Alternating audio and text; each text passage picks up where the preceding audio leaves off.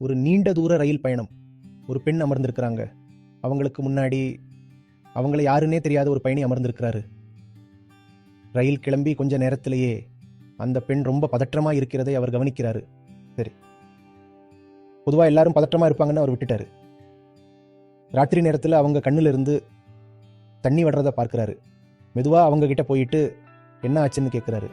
அவங்க பதில் சொல்லல.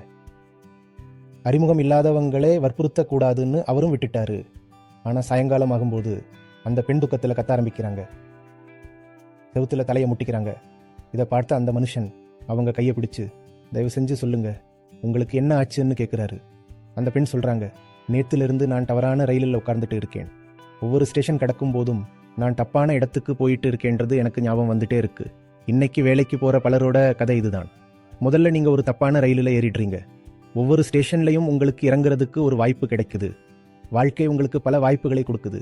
ஆனா உங்களுக்கு அந்த ரயிலை விட்டு இறங்க தைரியம் இல்லை. நீங்க பயணத்தை தொடர தொடர உங்க வலி அதிகமாயிட்டே தான் இருக்கும். தயவு செஞ்சு உங்களுக்கு அப்படி ஒரு நிலைமை வர விட்டுடாதீங்க.